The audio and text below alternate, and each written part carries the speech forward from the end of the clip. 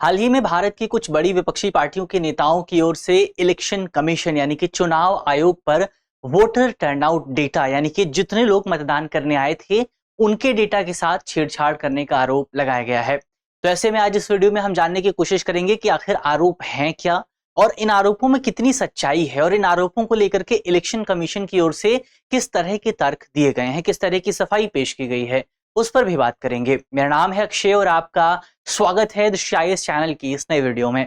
चलिए वीडियो की शुरुआत करते हैं और सबसे पहले वीडियो की रूपरेखा को एक बार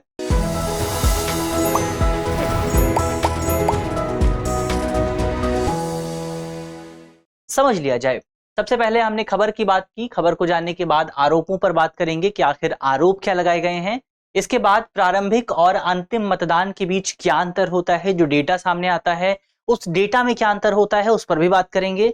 फॉर्म 17C यहां पर चर्चा में आता है, फॉर्म 17A यहां पर चर्चा में आता है। दोनों फॉर्म क्या होते हैं, दोनों में क्या डिफरेंस है, दोनों की क्या विशेषताएं हैं, उन पर भी बात करेंगे। और अंत में एक प्रश्न पर भी यहां पर चर्चा होने वाली है। प्रश्न आपका प्रीलिम्स का होगा और आप कमेंट बॉक्स में सवाल का जवाब दे सकते हैं। वीडियो को अगर आप ध्यान से देखेंगे तो आसानी से सवाल का जवाब दे पाएंगे। इसके अलावा जो पूरा वीडियो है, जो पूरा टॉपिक है, आपका जीएस पेपर 2 से जुड़ा हुआ है और आप इसे भारतीय राज्य व्यवस्था यानी कि इंडियन पॉलिटी के सेगमेंट से जोड़ करके देख सकते हैं। चलिए वीडियो की शुरुआत करते हैं और सबसे पहले बात यहां पर की जाए कि आखिर इलेक्शन कमीशन पर किस तरह के आरोप लगाए जा रहे हैं। आरोपों की अगर बात करें तो आपका जो ईसीआई है यानी कि इलेक्शन कमीशन ऑफ इंडिया है, उस पर वोटर टर्नआउट की संख्या में कुछ बदलाव करने के आरोप लगाए गए हैं। आरोप किस तरह के हैं, आरोपों को समझने की कोशिश करते हैं। तो मतदान आंकड़ों को सबसे पहले हमें देखना पड़ेगा। तो जो इलेक्शन कमीशन ऑफ इंडिया ने मतदान आंकड़े जारी किए, उन आंकड़ों के बेस पर ये आरोप लगाए गए। सबसे पहले आप देखेंगे 19 अप्रैल को जो है आपका फर्स्ट फेज के चुनाव आयोजित हुए थे। तो फर्स्ट फेज के जो चुनाव आयोजित हुए थे उसमें शाम को इलेक्शन कमीशन ऑफ इंडिया ने जो डेटा जारी किया था, उस डेटा में बताया गया कि शाम 7 बजे तक 60% जो है मतदान हुआ है। ये कौन से फेज में, ये आपका फर्स्ट फेज में जारी किया गया था। इसके बाद 26 अप्रैल को सेकेंड फेज हुआ और उसी की शाम को इलेक्शन कमीशन ऑफ इंडिया ने डेटा जारी किया, जहां पर कहा गया कि शाम को 7 बजे तक जो वोटर टर्नआउट है वो 60.96% के आसपास है। ये सेकेंड फेज का आपका डेटा था, फेज 2 का आपका डेटा था। लेकिन इसके बाद जब फर्स्ट फेज हो गया, सेकंड फेज हो गया, इसके बाद इलेक्शन कमीशन ऑफ इंडिया ने एक दूसरा डेटा जारी किया और वो दूसरा डेटा जारी किया गया 30 अप्रैल को। और 30 अप्रैल को ये जो डेटा जारी हुआ, इस डेटा में ये बताया गया कि बेसिकली जो आधिकारिक नोटिफिकेशन जारी हुई उसमें ये बताया गया कि जो पहला चरण था उसमें जो वोटर टर्नआउट था वो 66.14% के आसपास था और जो दूसरा चरण था उसमें वोटर टर्नआउट 66.71% के आसपास था। यानी कि बेसिकली अब चुनाव आयोग पर आरोप ये लग रहे हैं कि चुनाव आयोग ने चुनाव के दिन जो वोटर टर्नआउट डेटा बताया था वो तो 60% था, लेकिन पहले और दूसरे फेज दोनों में ही जब बाद में डेटा जारी किया गया तो उस डेटा में हमें वोटर टर्नआउट में बढ़ोतरी देखने को मिली। इसको लेकर के चुनाव आयोग पर बेसिकली आंकड़ों से छेड़छाड़ करने का आरोप यहां पर लगाया गया है। तो ये हमने आरोपों की बात कर ली है कि आखिर आरोप क्या लगाए गए हैं। अब इस पूरे विषय को लेकर के यहां पर चुनाव आयोग की ओर से क्या तर्क जारी किए गए हैं और इन तर्कों के बीच में आपको प्रारंभिक यानी कि प्रिलिमिनरी और अंतिम यानी कि फाइनल वोटर टर्नआउट के डेटा के बीच में अंतर को समझना होगा। तो इलेक्शन कमीशन ऑफ इंडिया की अगर आप मानेंगे तो जो प्रारंभिक मतदान की संख्या होती है, जो प्रिलिमिनरी डेटा है, वो केवल अनुमान पर आधारित होता है और अंत में उसमें बदलाव की संभावना बनी रहती है।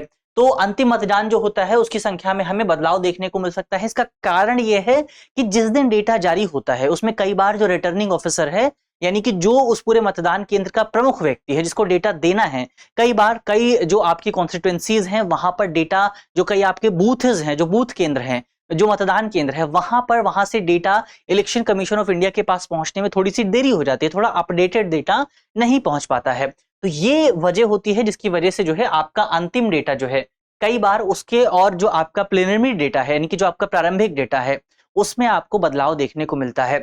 हालांकि इलेक्शन कमीशन का यह भी कहना है कि जो फाइनल डेटा जारी हुआ है यानी कि 30 अप्रैल को जो डेटा जारी किया गया था वो डेटा भी फाइनल नहीं है। फाइनल डेटा केवल आपका मतगणना के दिन सामने आएगा, यानी कि जिस दिन काउंटिंग की जाएगी उस दिन हमारे सामने फाइनल डेटा आएगा, क्योंकि उस दिन हमें पता चलेगा कि ईवीएम के माध्यम से कितने वोट जो है डाले गए थे। जब तक ईवीएम की काउंटिंग नहीं होगी, ईवीएम के जो वोट हैं जब तक उनको काउंट नहीं किया जाएगा, तब तक हमारे पास फाइनल डेटा निकल करके नहीं आएगा। अब डेटा से छेड़छाड़ करने के जो आरोप हैं उनको लेकर के भी इलेक्शन कमीशन ऑफ इंडिया की ओर से जो है पूरे आरोपों का खंडन किया गया है। और इसको लेकर के इलेक्शन कमीशन ऑफ इंडिया ने यह भी कहा कि पहली बार नहीं हुआ है कि डेटा कुछ समय बाद जारी किया है। जैसे हमने देखा कि जो इलेक्शन था वो आपका 26 अप्रैल को आयोजित हुआ, डेटा 30 अप्रैल को जारी किया गया। तो इलेक्शन कमीशन का कहना है कि ये पहली बार नहीं हुआ है। इससे पहले जब आपका 2019 के चुनाव, लोकसभा चुनाव हुए थे, तब भी ये स्थिति थी। तभी 3 से 4 दिन का समय लगा था इलेक्शन कमीशन को डेटा कंपाइल करने में। और उसके बाद कई राज्य विधानसभाओं के चुनाव भी आयोजित हुए और वहां पर भी इलेक्शन कमीशन को 4 से 5 दिन का समय लगा इस पूरे डेटा को कंपाइल करने में। और इसके कई कारण भी इलेक्शन कमीशन की ओर से बताए गए हैं। जैसे कारण ये बताया गया है कि इलेक्शन कमीशन के लिए इस पूरे डेटा को एकत्र करना और उसको वेरीफाई करना, उसको सत्यापित करना एक बहुत बड़ा चैलेंज होता है। जैसे आप सोच करके देखिए कि कोई इलाका ऐसा है जहां पर बेसिकली जो आपका मतदान केंद्र है वो बहुत दूर दराज वाले इलाके में मौजूद है, जहां पर इंटरनेट भी मौजूद नहीं है। तो ऐसे में वहां का जो रिटर्निंग ऑफिसर है वो चुनाव पूरा होने के बाद सबसे पहले आपका जो वहां का हेडक्वार्टर है, जो उस क्षेत्र का हेडक्वार्टर है, वहां पर जाएगा जहां पर इंटरनेट की सुविधा मौजूद होगी। और उसके बाद उस डेटा को इलेक्शन कमीशन के लिए अपडेट किया जाएगा, अपलोड किया जाएगा। तो ये जो पूरी प्रक्रिया है बहुत लंबी हो जाती है और कई बार इस प्रक्रिया में समय लगता है। इसी की वजह से इलेक्शन कमीशन का कहना है कि पूरा डेटा कंपाइल करना, डेटा को एकत्र करना, डेटा को सत्यापित करना एक बड़ा चैलेंज होता है और इसमें 3 से 4 दिन का समय आपको आसानी से लग जाता है। तो इसी वजह से इलेक्शन कमीशन का कहना है कि यहां पर किसी भी तरह की छेड़खानी, किसी भी तरह का बदलाव डेटा के साथ कमीशन की ओर से बिल्कुल भी नहीं किया गया है। इसके अलावा इस पूरे विवाद में फॉर्म 17C भी बहुत ज्यादा चर्चा में आता है। तो फॉर्म 17C की अगर आप बात करें तो भारत में चुनाव संचालन नियम 1961 लागू हैं जो कि चुनावों को रेगुलेट करते हैं। अब इन नियमों में अगर आप देखेंगे तो यहां पर 2 तरह के फॉर्म आपको देखने को मिलेंगे। इसमें पहला फॉर्म है फॉर्म 17A और दूसरा फॉर्म है फॉर्म 17B, जिसमें मतदाताओं की संख्या को जो है उससे जुड़ा जो है डेटा मौजूद होता है। सबसे पहले आप बात करें फॉर्म 17A की, तो फॉर्म 17A जो है ये बेसिकली मतदाताओं का एक रजिस्टर है, यानी कि जो आपके वोटर्स हैं उनका एक रजिस्टर है जिसमें दिखाया जाता है कि कितने मतदाता आपके बूथ में आए और कितने लोगों ने मतदान किया।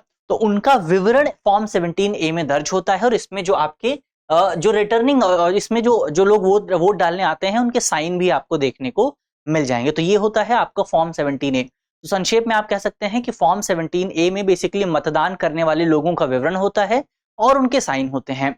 इसके बाद बारी आती है फॉर्म 17C की, तो ये इसको आप फॉर्म 17C कहेंगे। फॉर्म 17C जो है वो बेसिकली आपका फॉर्म 17 वो थोड़ा सा विस्तृत रूप होता है। तो फॉर्म 17C में आप फॉर्म 17A को भी शामिल कर सकते हैं। फॉर्म 17C में बहुत सारा डेटा शामिल होता है।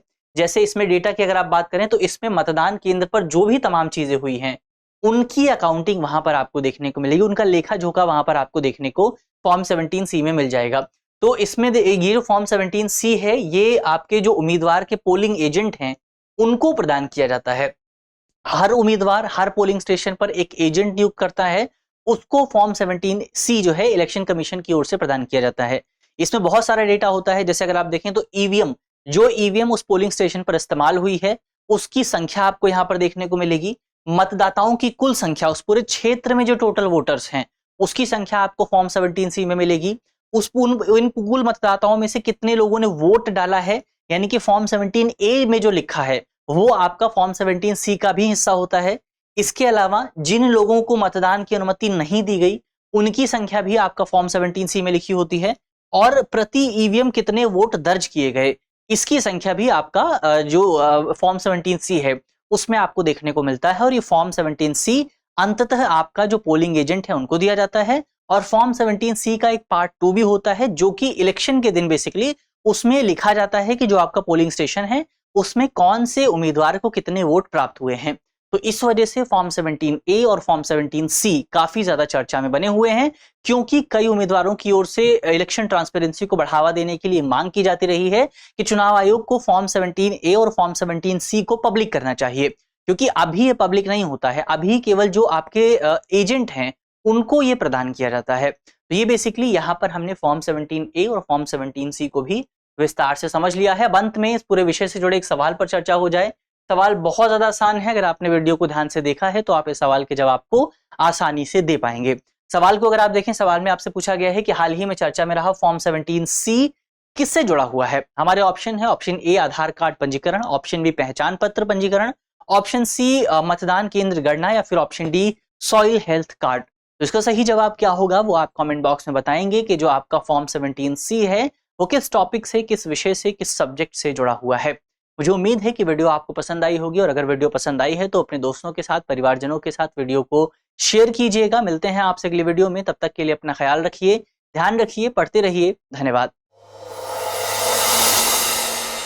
डियर व्यूअर्स, अपने एग्जाम की तैयारी को और बेहतर करने के लिए हमारे चैनल को लाइक, शेयर और सब्सक्राइब करना न भूलें।